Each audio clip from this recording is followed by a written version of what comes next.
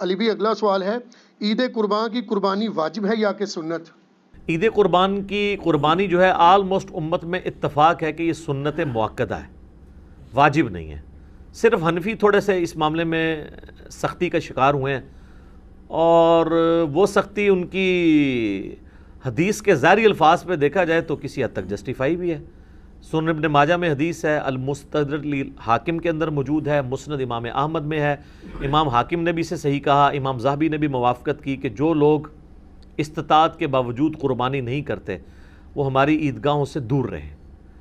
تو اس میں چونکہ ایک وعید ہے، اس کی وجہ سے امام حنیفہ کا یہ موقف ہے کہ عید قربان کی قربانی واجب ہے۔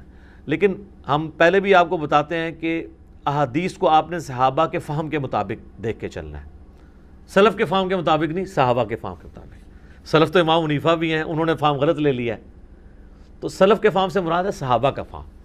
صحابہ کا فہم یہ ہے کہ مصنف عبد الرزاق میں اور سنن الکبریٰ البیہقی کے اندر موجود ہے کہ سیدنا ابو بکر اور عمر رضی اللہ عنہما بعض اوقات جان بوجھ کے عید قربان کی قربانی چھوڑ دیا کرتے تھے تاکہ لوگ اسے واجب نہ سمجھ لیں۔ تو عید قربان کی قربانی سنت ہے، واجب نہیں۔ اہل تشیع کے ہاں بھی یہ سنت ہے، واجب نہیں ہے۔ رہا احادیث میں سے یہ ایک حدیث ہے، اس حدیث کے اوپر بھی ہر صحت پہ اختلاف ہے، بہرحال آلموسٹ حسن درجے کی تو یہ مانی جاتی ہے روایت۔ تو وہ ہے نبی علیہ السلام نے ترغیب دلانے کے لیے، جیسے کئی ایک موقعوں پہ آپ علیہ السلام کا جس طرح فرمان ہے کہ یہود و نصارہ کی مخالفت کرو، داڑھیوں کو رنگو، یہ ترغیب دلانے کے لیے۔ ورنہ تو اس حدیث کو روایت کرنے والے جابر بن عبداللہ اور ان سے بھی بڑھ کے مولا علی علیہ السلام نے داڑھی نہیں رنگی، سفید ہی رکھی ہے، جواز کی حد تک یہ جائز ہے۔ تو یہ واجبیت کے درجے میں نہیں ہے، سنت کے درجے میں ہے۔ لیکن جس شخص کو اللہ تعالیٰ نے استطاعت دی ہے اسے ضرور قربانی کرنی چاہیے۔ میں یہ باتیں اس لیے نہیں کہہ رہا، اللہ کا شکر ہے کہ میں نے یعنی جب سے اس اعتبار سے یعنی صاحب استطاعت ہوں کہ میں نے خود سے کمانا شروع کیا ہے، یعنی 15 سال سے زیادہ ہو چکے ہیں، تو میری تو کسی سال میں بھی قربانی مس نہیں ہوئی ہے۔ نبی علیہ السلام نے بڑے اہتمام کے ساتھ کیا ہے، حتیٰ کہ آپ صحیح مسلم میں جو آپ کے آخری حج کی حدیث ہے 2950، جس میں آپ کا فرمان ہے کہ میں اپنے بعد تم میں وہ چیز چھوڑ کے جا رہا ہوں جسے مضبوطی سے پکڑ لوگے کبھی گمراہ نہیں ہوگے، وہ اللہ کی کتاب ہے۔ مسلم میں صرف اللہ کی کتاب کا ذکر ہے۔ سنت والی حدیث حاکم کے اندر ہے، وہ بھی حسن درجے میں ہے۔ اور رہی غدیر خم کی حدیث، وہ تو حجۃ الوداع کے موقع پہ نہیں بلکہ واپسی پہ خم نامی گاؤں میں، وہ مسلم شریف میں ہے 6225 سے 6228۔ تو بخاری مسلم میں جو حدیث ہے 2950 2950 2950 جابر بن عبداللہ سے، وہ بڑی رکت انگیز حدیث ہے۔ جابر بن عبداللہ آلموسٹ نابینا ہو چکے ہوتے ہیں، تو امام باقر ان کو ملنے کے لیے جاتے ہیں، تو ان کو بتایا جاتا ہے کہ حضور کا بچہ ہے آپ کے پاس، امام باقر حضرت حسین کے پوتے، تو وہ ان کو اپنے پاس بٹھاتے ہیں، تو حضرت امام باقر اس حدیث کو روایت کرتے ہیں، اور امام باقر سے امام جعفر صادق نے بیان کیا ہے، اور 2 واسطوں سے امام مسلم نے لی ہے۔ تو امام باقر کہتے ہیں کہ جابر بن عبداللہ میرے یہ سامنے کے بٹن کھولتے ہیں اور میرے سینے پہ یوں ہاتھ رکھتے ہیں اور کہتے ہیں تم میرے نبی کے بیٹے ہو، تم مجھ سے جو پوچھنا چاہتے ہو پوچھو۔ تو وہ کہتے ہیں میں آپ سے پوچھنے آیا ہوں کہ نبی علیہ السلام نے حج کس طرح کیا تھا۔ تو وہ حج کی آلموسٹ 7-8 صفحوں پہ لمبی حدیث ہے، مسلم شریف میں 2950 اور مشکات میں دوسری جلد میں حج کے چیپٹر میں پہلی حدیث یہ ہے نبی علیہ السلام کے حج پہ۔ یہ امام باقر نے روایت کی ہے، ان سے امام جعفر نے سنی ہے، اور پھر بعد میں 2 واسطوں سے امام مسلم نے لی ہے۔ اس میں الفاظ ہیں کہ یمن سے نبی علیہ السلام نے 100 اونٹ منگوائے حجۃ الوداع کے موقع پر، 63 اونٹ آپ نے اپنے مبارک ہاتھوں سے نہر کیے ایک حج کے موقع پہ، 63 اونٹ، اور یہ حضور اپنی طرف سے کر رہے ہیں، اور باقی 37 جو ہیں وہ مولا علی کو کہا کہ تم نے کرنے ہیں۔ تو 63 میں اشارہ تھا کہ آپ کی چونکہ زندگی مبارک کے 63 سال ہیں، آپ نے پورے سال ایک سال کی قربانی ایک ہی دفعہ کی ہے۔ اور اس کے بعد جابر بن عبداللہ کہتے ہیں کہ جب وہ 100 کے 100 اونٹ نہر ہو گئے تو نبی علیہ السلام نے حکم دیا کہ ہر اونٹ میں سے ایک بوٹی لی جائے، اور وہ ساری 100 کی 100 بوٹیاں ایک دیگ میں ڈال کے پکائی گئیں، ہر ایک جانور سے ایک بوٹی لے کے۔ اور پھر جابر بن عبداللہ کہتے ہیں کہ مولا علی نے اور نبی علیہ السلام نے ایک دسترخوان پہ بیٹھ کے تناول فرمایا۔ ٹھیک ہے جی، تو وہ پوری کی پوری حدیث جو ہے نا بڑی رکت انگیز ہے پڑھنے والی، نبی علیہ السلام کے آخری حج کا بیان، حجۃ الوداع۔ تو اس سے بھی یہ یعنی بات پتہ چلی کہ نبی علیہ السلام نے اس سنت کا بڑا اہتمام کیا ہے. لہٰذا اس چکروں میں تو پڑھنا ہی نہیں چاہیے کہ جناب واجب ہے یا سنت ہے. بھائی سنت ہے کریں گے. البتہ یہ ٹیکنیکل بحثیں اس لیے کی جاتی ہیں جب حنفیوں کی طرف سے زیادہ ایمفسائز کیا جاتا ہے اس مسئلے کے اوپر, اور بلکہ وہ تو ایک اور سٹیپ آگے چلے جاتے ہیں. وہ کہتے ہیں گھر میں جتنے لوگ الگ سے بھی صاحب استطاعت ہیں, کسی بیوی کے پاس سونا ہے تو وہ علیحدہ سے اپنی قربانی کرے گی, فلاں کرے گی, اور وہ بہت آگے چلے جاتے ہیں. اس لیے پھر یہ بحثیں جو ہے نا وہ سٹارٹ ہو جاتی ہیں. تو یہ سنت ہی ہے, واجب نہیں ہے, لیکن سنت مؤکدہ ہے, سنت دائمہ, متواتر اور مسلسل بھی ہے. ٹھیک ہو گیا, جزاک اللہ.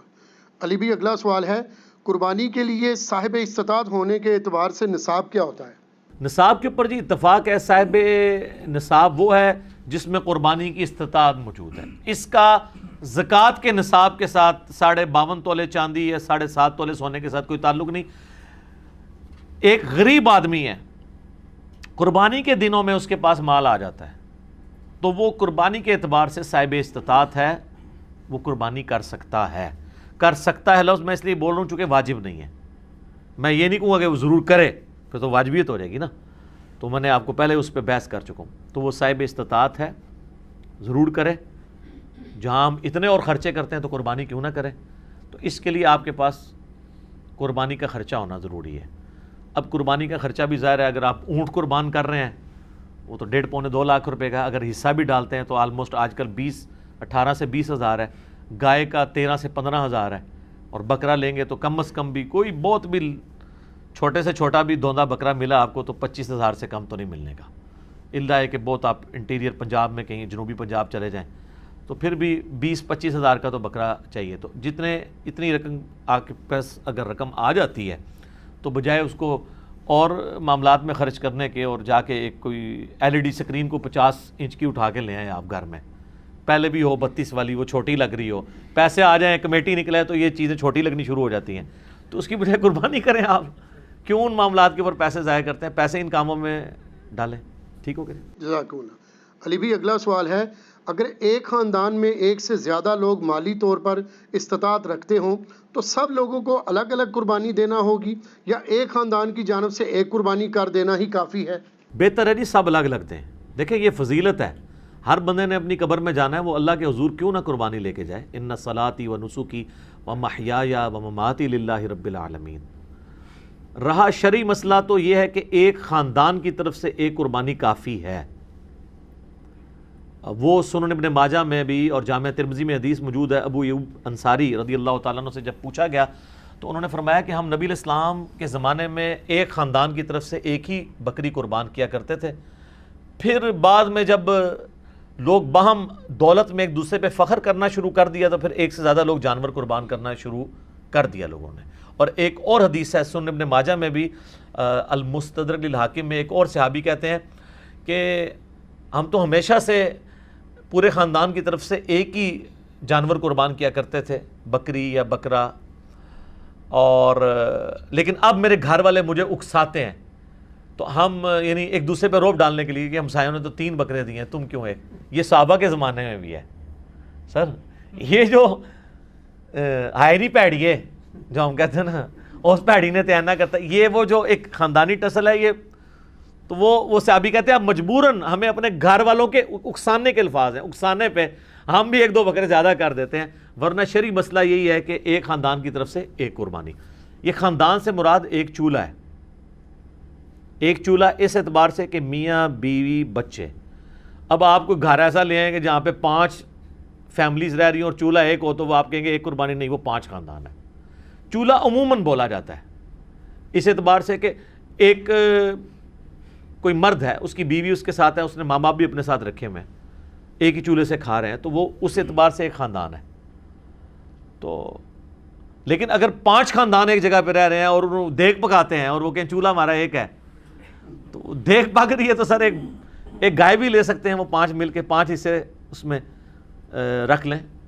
5 تو خیر کم سے کم ہے, زیادہ سے زیادہ 7 ہے. اچھا یہ بھی بعض لوگوں میں مشہور ہے کہ جی 7 ضروری پورے کر رہے ہیں, نہیں, 7 زیادہ سے زیادہ. ایک بندہ بھی ایک گائے دے سکتا ہے, 2 بندے بھی مل کے ایک گائے دے سکتے ہیں. بکرا نہیں, 2 بندے مل کے دے سکتے گائے. تو اگر 5 گھر میں خاندان ہے ویسے خرچے ان کے علیحدہ ہیں، صرف ایک چولہا اکٹھا ہونے سے یہ نہیں ہوگا کہ ایک خاندان بنے گا. اب یہ تو نہیں ہے کہ بھی ایک بھائی کی سالی کی شادی آئی ہے تو دوسرا بھائی اس کے بچوں کو وہ بوٹ لے کے دے رہا ہے اور ساتھ جوڑا لے کے دے رہا ہے، وہ اپنے باقی خرچے بھی تو کر رہے ہیں نا. تو اس اعتبار سے اگر میاں بیوی بچے یہ ایک خاندان ہے، ٹھیک ہے، چاہے وہ 5 بھائی اکٹھے رہ رہے ہیں، چولہا اکٹھا جل رہا ہے، پھر بھی وہ 5 خاندان تصور ہوں گے. ہر ایک خاندان کو اپنی قربانی الگ سے دینی چاہیے اور اس سنت کے اوپر عمل کرنا چاہیے. ایک خاندان کی طرف سے ایک قربانی کر لینا کافی ہے. ٹھیک ہے. علی بھائی اگلا سوال ہے، اگر کوئی شخص آلریڈی مقروض ہے تو کیا وہ قربانی دینے کے لیے قرضہ اٹھا سکتا ہے یا قربانی نہ دے؟ قربانی کیوں نہ دے جی، کروڑ پتی لوگ بھی مقروض ہیں. یہ بڑے بڑے فیکٹریوں کے مالکوں سے آپ پوچھیں، انہوں نے کروڑوں میں قرضے اٹھائے ہوئے ہیں. وہ ایکویٹی تو ان کی 40% ہے، 60% تو ڈیٹ انہوں نے بینکوں سے اٹھایا ہوا ہے. وہ تو سب سے پہلے تو ان کی قربانی ساقط ہو جائے گی جو امریکن بیل چپ فٹ شدہ جو ہے منگوا کے یہاں پہ قربان کر رہے ہیں. اگر آپ ان کو دیکھیں مقروض وہ بھی ہیں. یہ قرضہ جو ہے یہ عارضی قرضہ ہے. یہ اس قرضے کو وہ قرضہ نہیں کہا جاتا کہ جس کی بنیاد پہ قرضہ یہ ہے کہ ایک بندہ قرضے کے تلے اس طرح دب گیا کہ اس کی 2 وقت کی روٹی محال ہو گئی ہے اور وہ روکی سوکی کھا کے گزارا کر رہا ہے، اس کو مقروض کہا جاتا ہے. کروڑ پتی لوگوں کو مقروض نہیں کہا جاتا. وہ تمہارے پرائم منسٹر صاحب بھی کہتے ہیں اتنی تنخواہ لے کے بھی کہ میرا مشکل سے چولہا جلتا ہے. تو قربانی تو پرائم منسٹر میں بھی کوئی نہیں بن رہی ہوگی. اس طریقے سے اگر دیکھا جائے بڑے بڑے فیکٹری آنرز جو ہیں تو وہ اس طرح نہیں ہے. قرضہ اٹھا کے آپ کریں. یہ کمیٹی آپ نے قرضے ہی تو ڈالی ہوتی ہے، کمیٹی ڈال لیں. سالی کی شادی کے لیے ڈالتے ہیں، بھائی کی شادی کے لیے ڈالتے ہیں کمیٹیاں، اور وہ جوتیاں اور کپڑے ہوں تب بھی نئے لے کے دیتے ہیں بچوں کو. اس کا خرچہ نکالیں تو ایک بیل میں حصہ ڈالنے سے تو کم ہی بنتا ہے. یہ بیل میں حصہ ڈالنا تو اس سے کم ہی بنتا ہے. آج کل ایک ایوریج شادی کے اوپر 15-20 ہزار روپے لگ جاتا ہے. تو سر 12-13 ہزار روپے کا آپ بیل میں حصہ نہیں ڈال سکتے؟ ضروری ہے کہ آپ نے بکرا ہی لینا ہے، بیل میں حصہ ڈال لیں. تو یہ جو آپ نے کمیٹی بھی ڈالی ہوتی ہے، اگر ایک سپوز لاکھ روپے کی آپ کی کمیٹی نکلی ہے، تیسری یا چوتھی، اور 10,000 روپیہ مہینہ ہے، تو چوتھی آپ نے کمیٹی جب لے لی ہے تو آپ نے ابھی تک تو 40,000 اس کو جمع کروائے ہیں نا کمیٹی والے کو.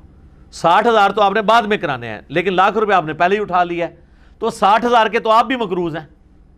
تو پھر تو دنیا میں کوئی بندہ ہی نہیں بچے گا. لوگ اتنے بولے بن کے نہ وہ کہتے ہیں. کئی لوگ پوچھ رہے تھے جی قرضہ بھی ہے، زکوٰۃ بھی دینی ہے، قرضہ بھی جو مائنس کریں گے، اور مائنس بھی کتنے الٹے طریقے سے کرتے ہیں. اس طریقے سے تو الٹا اس کو زکوٰۃ دینی پڑ جائے گی. وہ پتہ کس طرح کر رہے ہوتے ہیں؟ مثلا ایک بندے کا کاروبار ہے 1 کروڑ روپے کا، 40 لاکھ روپیہ اس کا اپنا تھا سرمایہ، 60 لاکھ اس نے بینک سے اٹھایا قرضہ. کتنا ہو گیا؟ 1 کروڑ. اب وہ جب حساب کرنے لگتا ہے نا سال بعد، وہ کہتا ہے جی میں نے 1 کروڑ روپیہ کاروبار میں لگایا ہوا ہے، تو 1 کروڑ کی زکوٰۃ جو ہے وہ کیسے نکالی؟ وہ پھر کہتا ہے کہ دیکھیں جی میرا تو اپنا تھا 40، 60 میں نے بینک سے اٹھایا، تو 60 میں سے 40 نکل گئے، تو 20 لاکھ کا تو میں ابھی بھی مقروض ہوں. تو میں تو مقروض ہوں، میں کیوں زکوٰۃ دوں گا؟ حالانکہ وہ بیوقوف بھول جاتا ہے کہ کاروبار میں اس نے 1 کروڑ لگایا ہوا ہے. یہ 60 لاکھ 1 کروڑ میں سے مائنس ہونے ہیں، 40 لاکھ میں سے نہیں مائنس ہونے. 40 لاکھ تو اس کا اپنا تھا نا، 60,000 اس نے قرضہ اٹھایا، تو ٹوٹل کتنا ہوا؟ 1 کروڑ. اب کاروبار میں 1 کروڑ لگا ہوا ہے، 1 کروڑ میں سے 60 لاکھ مائنس ہونا ہے. اپنے 40 جو بھی وہ 60 کاٹ دیتے. ٹھیک ہے. ویسے ماشاءاللہ آپ ان کو دیکھیں، ان پڑھ چٹے ان پڑھ ہے، کروڑوں کا بزنس کر رہے ہیں. آپ کو جناب زبانی پورے دن کا حساب کتاب بتا دیں گے، اور نام نہیں اپنا لکھ سکتے. کاروبار میں اتنے تیز ہیں. دعائے قنوت پھر بھی نہیں یاد ہوگی ان کو. جنازے تو ویسے ہی نہیں آتا نا، غور پہ ہے کوئی اور. تو یہ سارے بہانے ہیں جی قربانی کے. میں تو پوری کوشش کرتا ہوں کہ اس کے اوپر لوگوں کو ترغیب دلائی جائے کہ قربانی نہ مس کریں. سر یہ بہت بڑی نعمت ہے. آپ قیامت والے دن اور کچھ نہیں ہے تو حضرت ابراہیم علیہ السلام سے سفارش کے لیے عرض کر سکتے ہیں. ان کی سنت کو زندہ رکھا، ان کی سنت آپ نے زندہ، سنت ابراہیمی کو زندہ رکھا. کوئی ایک نیکی اپنے ساتھ رکھیں اور اچھی چیز قربان کریں، ریاکاری کے لیے نہیں. جس طرح وہ یہ بھی دیکھیں آپ، یہ ٹی وی چینلز پہ شروع ہو جائے گا. وہ کراچی میں ایک بندہ ہے، وہ جناب بچپن میں ایک بیل اوپر 30 منزل پہ 4تھی منزل پہ چڑھا لیتا ہے، پھر وہ کرین آتی ہے اس کو اتارنے کے لیے. اس طریقے سے ایک بندہ ہے وہ جناب امریکن بیل منگواتا ہے، اس میں چپیں فٹ ہوئی ہوتی ہیں. تو اگر یہ وہ اللہ کے لیے اچھا جانور دینا بہت اچھی بات ہے، لیکن اس کی نمائش نہیں ہونی چاہیے. ریاکاری ہوئی تو اعمال برباد ہونے کا خدشہ ہے۔ مسند احمد میں حدیث ہے جس نے دکھلاوے کے لیے نماز پڑھی اس نے شرک کیا، حالانکہ پڑھی نماز ہے، دکھلاوے کے لیے روزہ رکھا اس نے شرک کیا، اور دکھلاوے کے لیے اللہ کی راہ میں صدقہ کیا، یہ صدقہ ہی ہے نا اللہ کی راہ میں قربانی کرنا، تو اس نے شرک کیا۔ اور جو مسلم شریف میں حدیث ہے کہ قیامت والے دن ایک سخی کو، ایک شہید کو، ایک قاری کو بلایا جائے گا، اللہ تعالیٰ تینوں کو اپنی نعمتیں گنوائے گا، تو پوچھے گا تو نے میرے لیے کیا کیا؟ شہید کہے گا یا اللہ جان دے دی اور کیا کرتا، اس سے بڑی کیا بات تھی؟ اللہ کہے گا اس لیے دی کہ لوگ تجھے بہادر کہیں، لہٰذا دنیا میں تیری بڑی تعریف ہوئی ہے، اوندھا منہ کر کے دوزخ میں۔ سخی کو اللہ تعالیٰ پوچھے گا، کہے گا یا اللہ میں نے تو اتنا کچھ خیرات کیا، میں تو مسجد کی ٹوٹیوں کے اوپر نیم پلیٹ بھی لگوائی کہ فلاں سیٹ صاحب نے یہ وضو خانہ اور ٹائلٹ بنوایا ہے، اور بھی تو یقین نہیں آتا بریکٹائچ، تو اللہ تعالیٰ بھائے گا یہ تو اس لیے کہا کہ لوگ اس تیری تعریف کریں، کر لی گئی، جا دوزخ میں، تم میرے پاس کوئی اجر نہیں۔ اور اس طریقے سے قرآن کے قاری کو کہا جائے گا تو نے اس لیے کیا کہ لوگ تیری تعریف کریں، تو بہت بڑا لامہ ہے۔ تو تجھے دنیا میں لوگوں نے ماشاءاللہ اتنی مدہ ذلہ دامت برکاتم عالیہ اور حافظہ اللہ، آیت اللہ، یادگار اسلاف نہ لکھا کرو، مطلب پتا کیا ہے کہ جڈا وڈا فراڈیا ہے نا، یہ اسلاف بھی ایڈے وڈے فراڈیے سن، یہ انہوں دی یاد ہی تازہ کر رہے ہیں نا، یہ تو اتنا خطرناک جملہ ہے نا لکھا کرو۔ میرا دماغ ہوئے پاسے ٹوٹ جاتا ہے کہ یار یہ یادگار اسلاف اگر یہ ہے تو یہ مطلب ہے جو میں سوچتا ہوں کہ پچھلے بھی یہی کچھ کرتے رہے ہیں اور یہ انہی کی یاد تازہ کر رہا ہے، تو یہ مطلب یہ انہی کی جائز روحانی اولاد ہے۔ یادگار اسلاف نہ لکھا کرو، ٹھیک ہے، اگر اسلاف کو آپ نے بچانا ہے تو۔ اور یہ باتیں کرنا صرف آسان ہے، دین کے اوپر چلنا بڑا مشکل کام ہے۔ تو جناب قرضہ اٹھانا پڑتا ہے تو کوئی مسئلہ نہیں، قرضہ کیا آپ کو سب مر چلیں قرضہ اٹھا، کمیٹی ڈال لیں، پلان کریں قربانی کے لیے۔ اگر آپ نے ہر مہینے میں بھی 1000 روپے علیحدہ کیا ہو نا، سال بعد 12000 روپے بن جاتا ہے، آپ ایک حصہ ڈال ہی سکتے ہیں۔ تو اس کو جس طرح باقی خرچے رکھے ہوئے ہیں نا، بچوں کی فیسیں آج کل 2000 سے تو سٹارٹ ہو رہی ہیں ایک عام نارمل سکول کے اندر، تو 24000 روپے تو آپ بچوں کی فیس بھی سال کی دے رہے ہیں، ٹھیک ہے۔ کرونا کی وجہ سے پھر بھی حیا نہیں آئی ہے اسکول والوں کو کہ پیسے ہی کچھ کم کر دیں، فیسیں آپ سے پوری لے رہے ہیں، تو سال میں 1000 روپے علیحدہ کر کے آپ اللہ کی راہ میں قربانی نہیں کر سکتے؟ کرنی چاہیے۔ ایون قرضہ بھی اٹھانا پڑتا ہے، ضرور اٹھائیں، کریں، کیونکہ یہ قرضہ ایسا نہیں ہے کہ جو آپ کی گردن کو دبوچ لے گا، آپ آسانی سے اتار لیں گے۔ 12-13 روپیہ کیا چیز ہے؟ اب اس چکر میں نہ پڑ جائے کہ میں نے جا کے 50,000 روپے دی کوئی بیتل بکری جا کے لینی ہے، تو وہ تو ظاہر ہے اتنا بڑا ہاتھ بھی نہ ڈالیں آپ، ٹھیک ہے، نارمل قربانی کر لیں جو آپ گھر میں۔ اچھا بعض لوگ ہیں گھر میں موٹا گوشت کھانے کو عیب اور گالی سمجھتے ہیں، اور جب قربانی کا موقع آتا ہے تو وہ بڑے گوشت میں حصہ ڈال دیتے ہیں پیسے بچانے کے لیے۔ تو چاہیے یہ کہ پھر جو اگر آپ چھوٹے گوشت کو پریفرلی گھر میں کھاتے ہیں، صرف چھوٹا گوشت جو کھا رہے ہیں، میں ان کی بات کر رہا ہوں، جو مکس کر کے کھا رہے ہیں ان کی نہیں بات کر رہا، تو آپ کو پھر قربانی بھی چھوٹے گوشت کی ہی دینی چاہیے۔ لن تنالوا البر حتی تنفقوا مما تحبون، تم کبھی بھی نیکی کے اعلیٰ درجے کو نہیں پا سکتے جب تک کہ پسندیدہ چیزیں اللہ کی راہ میں خراب نہ کرو۔ ویسے موٹے گوشت سے آپ گن کھائیں اور کہیں جی ساڑھے گھر سے پکدے ہی چھوٹا ہے، جو قربانی دی واری آئے تھے وہ جناب موٹے گوشت کا حصہ 13,000 روپے کا بن رہا ہے اور بکرا جو ہے وہ آ رہا ہے 30,000 روپے کا، ادھر جناب تو یاد آ جائے کہ وہ جی ابراہیم علیہ السلام جڑے نا وہ بھی بنایا بچڑا لائے سن فرشتے واسطے، تے موٹا گوشت سنت ابراہیمی ہے، ٹھیک ہے سر، بڑا گوشت سنت ابراہیمی ہے اور چھوٹا گوشت سنت محمدیہ ہے صلی اللہ علیہ وآلہ وسلم۔ بخاری مسلم میں حدیث شفاعت جو ہے وہ سٹارٹ ہی اس سے ہوتی ہے کہ نبی علیہ السلام کے سامنے دستی کا بکری کا گوشت رکھا تھا، آپ وہ ساتھ ساتھ کھا رہے تھے اور آپ نے شفاعت والی حدیث بیان کی کہ قیامت والے دن سب کے سب لوگ پہلے حضرت آدم کے پاس جائیں گے۔ وہ حدیث کا آغاز ہی بخاری مسلم کا اس سے ہوتا ہے، اور اس سے یہ بھی ثابت ہوا کہ کھانا کھاتے ہوئے گفتگو کرنا سنت ہے، لیکن یہ اس میں احتیاط بھی ہے۔ بعض لوگ بہت بڑے بڑے نوالے لیتے ہیں، ساتھ گفتگو کرتے ہیں، بعض کا سانس کی نالی میں چلا جائے نا تو لگ پتہ جانا جائے۔ یہ جو منع کرتے ہیں نا لوگ کھانا کھاتے ہوئے بولنا نہیں چاہیے، یہ کوئی شرعی مسئلہ نہیں ہے، بلکہ اس لیے کہا جاتا ہے کہ وہ کھانا کھاتے ہوئے بعض اوقات وہ سانس کی نالی میں چلا جاتا ہے، اور آپ کو پتہ ہے یہ جینون بیماری بھی ہے بعض لوگوں کو۔ میں کئی ایسے لوگوں کو جانتا ہوں جن کو معدے کا ایشو ہے نا، ان کو ڈاکٹرز نے باقاعدہ کہا ہوا ہے کہ آپ نے کھانا کھاتے وقت نا صرف کھانا کھانا ہے، نہ باتیں کرنی ہے، نہ ٹی وی دیکھنا ہے، اور آپ نے اپنے ذہن میں حاضر کرنا ہے کہ آپ کھانا کھا رہے ہیں، کیونکہ دماغ کے سگنل پھر وہ ایسے چلیں گے کہ آپ کا خوراک کی نالی میں نہیں جائے گا۔ یہ جینون پرابلم ہے، ٹھیک ہے۔ یہ اذانیں شروع ہو چکی ہیں، بقیہ کے سوالات انشاءاللہ اذانوں کے وقفے کے بعد انشاءاللہ۔ بسم اللہ والحمد للہ والصلاة والسلام علی رسول اللہ وعلی آلہ واصحابہ اجمعین الی یوم الدین۔ الحمدللہ آج 19 جولائی 2020 کی علمی و تحقیقی مجلس نمبر 124 کی جو اسٹوڈیو ریکارڈنگ ہے اس کے بقیہ سوالات کی طرف آتے ہیں اذان کے وقفے کے بعد والے سوالات کی طرف.